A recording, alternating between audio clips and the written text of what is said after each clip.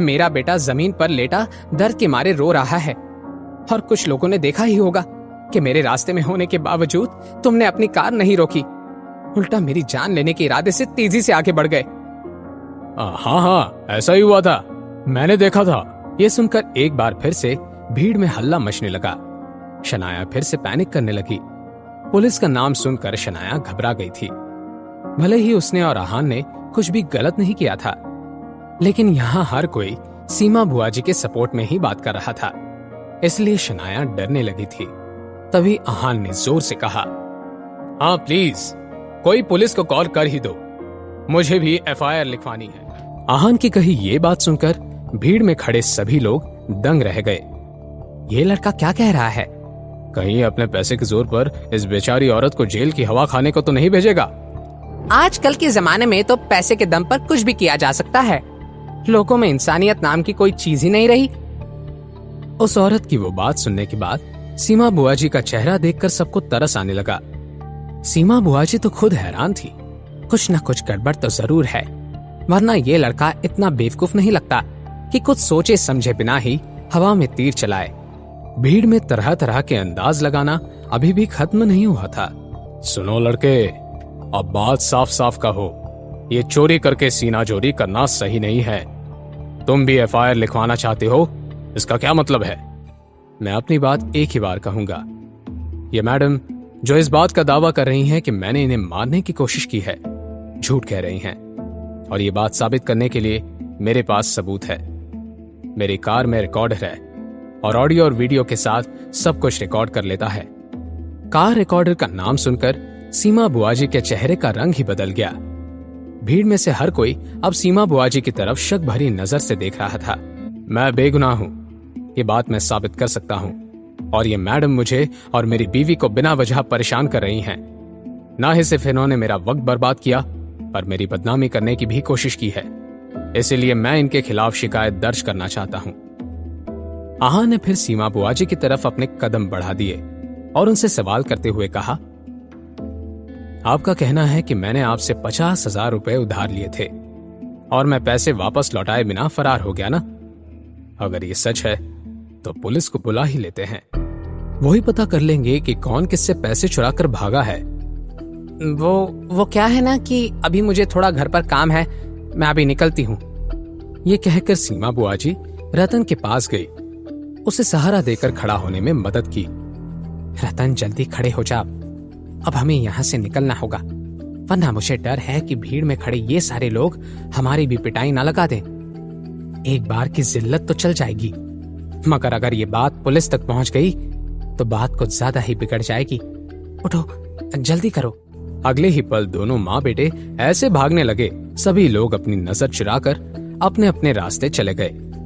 आखिरकार ये सारा मामला आहान ने खत्म कर दिया था। पीछे पलटते ही आहान की नजरें शनाया से मिली।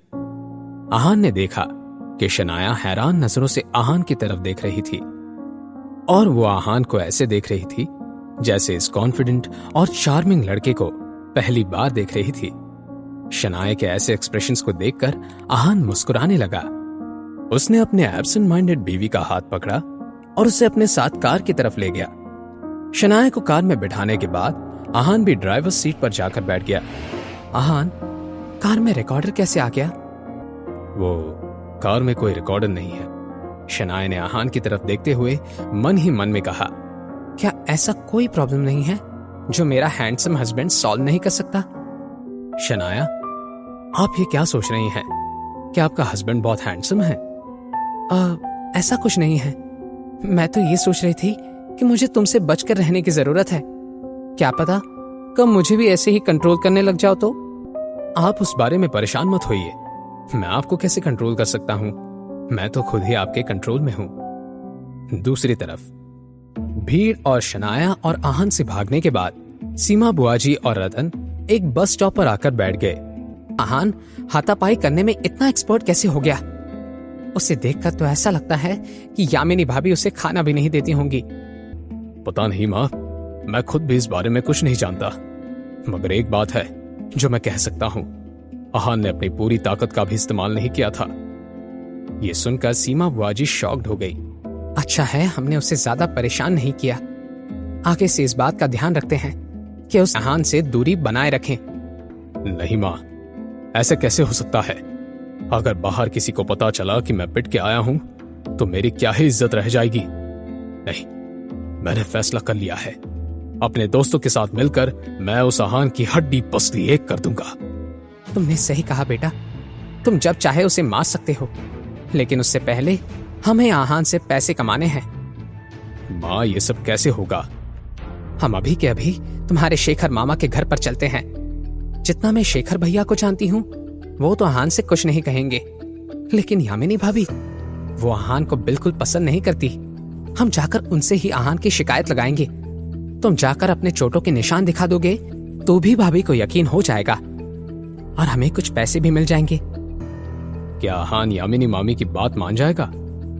इस सवाल को सुनकर सीमा बुआ जी जोर जोर से हंसने लगे। सीमा बुआ जी ऐसे क्यों हंस रही थी, ये तो रतन को नहीं पता था, लेकिन एक बात साफ थी, सीमा बुआ जी के दिमाग में कोई नई खिचड़ी पक रही थी। शहर के दूसरे कोने में आहान और शनाया मिलकर कुछ खरीदारी कर रहे थे। आहान ने सब्जी वाले से कहा, भैया थोड़ा जल्दी दे दीजिए, मेरी बीवी को घर जाकर जल्दी से खाना भी खिलाना है, उन्हें थोड़ी भूख लगी हुई है। आहान की नई कार को देखकर वहां आई हुई एक भाभी ने आहान से कहा, आहान, तुमने तो नई कार खरीद ली है, क्या हमें मिठाई नहीं दोगे? भाभी, मैं मिठाई तो लेकर नहीं आया हूँ, लेकिन सब्जी वाले भैया से कहकर आपको मेरी तरफ से 2 नींबू दिला सकता हूँ। कार के पास खड़ी शनाया देख रही थी आहान इन सब लोगों के साथ कितने अच्छे से मिलजुल कर हंस रहा था। तब उसका फोन बजने लगा। शनाया ने बिना देखे कॉल उठा लिया। दूसरी तरफ से आवाज आई, आहान कहाँ है? किसने किया शनाया को कॉल? क्या कोई नई मुसीबत आने वाली थी शनाया की जिंदगी में? क्या सीमा बुआ का प्लान होगा कामयाब? कैसे बचेगा आहान इस नई मुसीबत से? जानने के लिए सुनते रहिए पॉकेट FM।